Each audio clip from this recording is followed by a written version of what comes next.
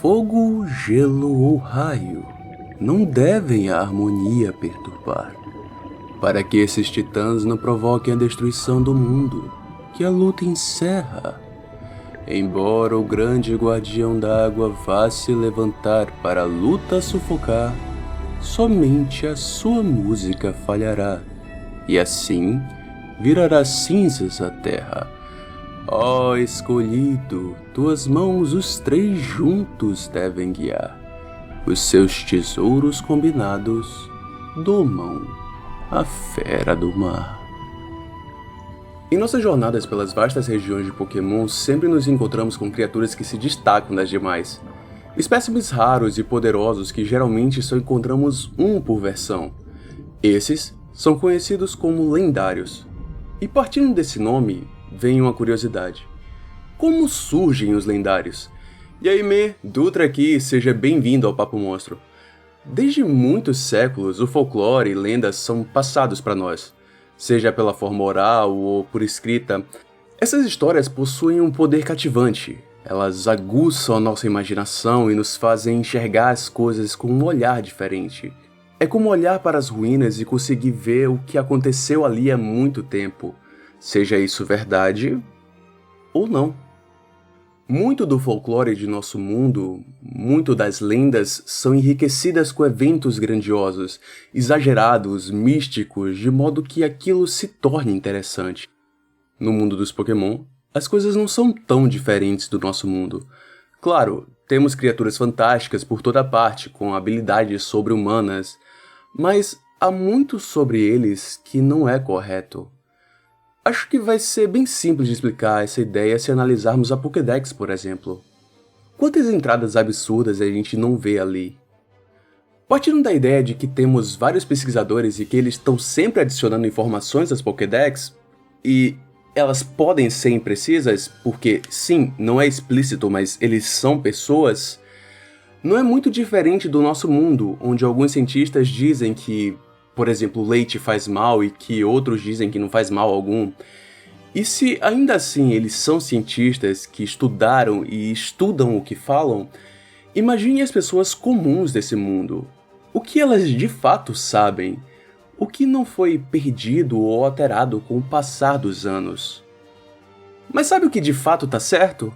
O quanto você ajuda o canal quando dá like, se inscreve, comenta, compartilha. Tudo isso me ajuda a produzir mais e entregar o vídeo para mais pessoas se juntarem a gente. Eu passei um tempinho fora, então me ajuda com o engajamento. Comenta aí lendário para o YouTube saber que a gente tá de volta. Agora que você já me deu essa ajuda monstra, continuemos. Às vezes achamos que sabemos das coisas, ao ponto de ficarmos convictos disso. Você quer um exemplo? Ele não é o deus dos Pokémon. E não, eu não tô te fazendo de otário. Sim, Arceus é o criador do universo. Sim, ele criou Dialga, Palkia e Giratina. E segundo a mitologia, ele também criou Uxie, Mesprit e Azelf. E esses três com o poder de acalmar e controlar o trio do mito. E que esses sim são chamados de deuses. Mas nunca foi dito que Arceus, ou melhor, essa criatura que chamamos de Arceus, é um deus. O termo God ou Kami nunca foi atribuído a ele, mas, curiosamente, já foi dito que Arceus é um espírito original. Um espírito deveras peculiar, pois é dito que os humanos e os Pokémon compartilhavam essa mesma presença. Arceus não é só um Pokémon, ele também é humano. E a gente nem sequer sabe como é a aparência verdadeira dele. Apenas o seu avatar na forma de um Pokémon. E quando Dialga e Palkia criaram a matéria, Uxie, Mesprit e Azelf, usando a energia de Arceus, moldaram o mundo, dando vida a todo o resto. E isso muda tudo. Seguindo os textos de Diamond e Pearl, os humanos e os Pokémon existem desde sempre, compartilhando o mesmo espírito e consciência, e que eles deveriam ter se entendido e aceitado um ao outro naquela época. Por compartilharem o mesmo espírito, pessoas e Pokémon se misturaram. As pessoas tomaram o lugar dos Pokémon e o oposto também aconteceu. Eu já trouxe um vídeo de evolução aqui no canal, vai estar aparecendo em um card em algum lugar na tela, bem como já falei por que os Pokémon fósseis possuem o tipo pedra. E eu sempre falei como eles seguiam a trajetória darwiniana, o que me leva a pensar que, embora eu tenha ignorado isso a princípio e agora eu faço a retratação, já existiam humanos nessa época. E parece louco a gente pensar nisso. Ah, não existiam humanos na época dos dinossauros. E sim, isso é verdade. Mas no imaginário, isso existe. Primal é uma animação que trabalha muito bem isso, e até reforça uma coisa que eu já trouxe aqui no canal. As gravuras dos Pokémon fósseis que existem nas Ruínas of. Elas foram realmente feitas por humanos ancestrais. E eu ainda vou além. É possível que eles não eram exatamente como nós conhecemos o humano. Sabe o Australopiteco, o primeiro estágio da evolução humana? E se os primeiros humanos também fossem parte Pokémon? Isso explica por que existiu a ideia daqueles contos bizarros, cê sabe, Typhlosion e tals, mas também explica por que os humanos se casavam com Pokémon e partilhavam da mesma mesa. Eram praticamente a mesma espécie. A questão é que isso mudou, e a gente não faz ideia de quando foi esse ponto. Ou talvez tenha uma noção. Afinal, a Z é um humano de uma espécie diferente da nossa. Ele é um gigante, e a Cogita parece ter uma vida muito mais longa do que a de um humano normal. A princípio eu pensava que a Z talvez tivesse recebido a imortalidade com o uso da máquina da vida, a Life Machine.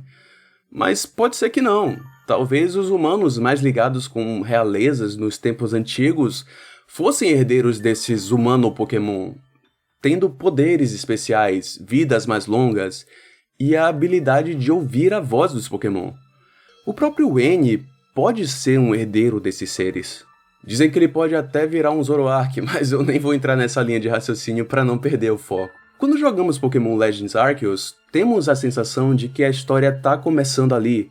Somos os criadores da primeira Pokédex e tralalá, mas houve muito por trás. O povo de Celestica dizia que havia paz entre os humanos e os Pokémon. Eles viviam em harmonia e em conjunto, e é muito provável que Arceus vivia os observando. Houve um antigo herói que, acompanhado por 10 amigos Pokémon, viajou por Hisui, coletando 18 placas especiais imbuídas com o poder de todos os tipos para encontrar o Criador, e depois de derrotá-lo, o Criador enobreceu os 10 Pokémon e então partiu de volta para além do espaço-tempo. Supostamente, ele deve ter acreditado que a Terra estaria segura na mão destes, o que talvez tenha sido uma decisão errada. É sabido que, além de Hisui, também já existia a Sinjoh, e elas eram parecidas, sendo que essa foi criada por 2 povos, o de Sinnoh e o de Johto. É sabido também que invasores apareceram, devastaram com Celestica e assumiram o nome deles, criando uma falsa Celestica. Eis que a gente tem um buraco enorme sem respostas de nada, onde tudo que é dito não passa de especulação. E quando voltamos a enxergar alguma coisa, a gente vê 2 clãs divididos. Ancestrais de Maxie, Art e Alder sendo referenciados como líderes, e agora os humanos não possuem, pelo menos em sua grande maioria, nenhum poder. E eles têm medo dos Pokémon. E a gente tá criando um paradoxo de Bootstrap, que é quando a gente vende um espaço-tempo no futuro para mudar o passado de modo que ele crie o futuro que a gente vive, ou não. Na verdade, é capaz de ter havido um reboot no universo exatamente nesse momento e a gente nem percebeu. Afinal, os Pokémon extintos, entre aspas, voltaram a aparecer. O Basculin branco aparece, Kleavor aparece, Hisuian Growlithe, até o Saluna que, ok, é uma forma diferente, mas tenha certeza que esse bicho vai sim voltar a aparecer mais pra frente, com a desculpa de que acharam mais daquele item que fazia o Saring evoluir. Ou nem vão dar desculpa, só vai ser possível obter mesmo e vai ficar por isso. Depois, a gente tem um avanço no tempo, mas não muito. A história de Legends Arceus acontece há cerca de só 200 anos atrás. Forçando muito, 300. Mas isso faz sentido. A gente vê vestígios da Revolução Industrial chegando ao Japão, vemos que as fronteiras do país estão abertas para imigrantes, com a presença do professor Laventon, que é indiano, ou o Kamado aparecendo com uma armadura de Kalos. Então, nesses séculos perdidos, desde a partida de Arceus até esse ponto, foi quando a Terra mais passou por eventos incríveis. A gente teve a Guerra de Kalos, teve o Dia Mais Escuro, teve a discussão dos dois irmãos e a separação do dragão original, e outros casos. A lore do passado fica nebulosa nesse período. E basicamente o que temos de informações mais sólidas acaba sendo resumido a isso, de modo que nem dá pra ter tanta certeza. As informações estão sempre vindo de pessoas que não viveram na época, de modo que ela vai mudando. Quer um exemplo? O trio dos super antigos, Groudon, Kyogre e Rayquaza. A princípio, a gente sempre achou que eles eram desse jeito. Mas calma lá, na verdade eles eram de outra forma, uma forma primitiva, e Rayquaza impediu eles. Depois, voltaram de novo, e dessa vez Rayquaza virou Mega Rayquaza e tirou a força primitiva deles. E nessa, a gente já não sabe mais o que é verdade ou o que de fato foi alterado. A questão é que nós, humanos, desde sempre, inventamos muita coisa. Eu não vou te julgar se em algum momento você me disser que já viu algum texto que dizia Arceus criou Rayquaza em 1000 e depois Dialga criou Celebi para ajudar ele em alguma coisa muito louca e sem sentido relacionada ao tempo e blá blá blá blá blá blá. Gente, isso tudo é criação de fandom. A real é que a maioria das lendas de Pokémon são muito reduzidas a... Existia tal Pokémon, ele era extremamente forte, com poderes fora da curva e relevante no seu habitat de modo que os humanos começam a reverenciar esse Pokémon. De modo que quando alguma coisa fora do normal e positiva acontece, as pessoas atribuem a esse Pokémon e a lenda só aumenta, sem se dar conta da veracidade. E é nessas que Ogerpon vira vilão e os três leais, Okidoki, Munkidori e Fezandipiti, se tornam heróis. Ho, quando a Torre de Bronze queimou, reviveu 3 Pokémon. E as pessoas viram isso e demonizaram os 3 revividos, por puro medo de um poder que subjugava o ciclo da vida.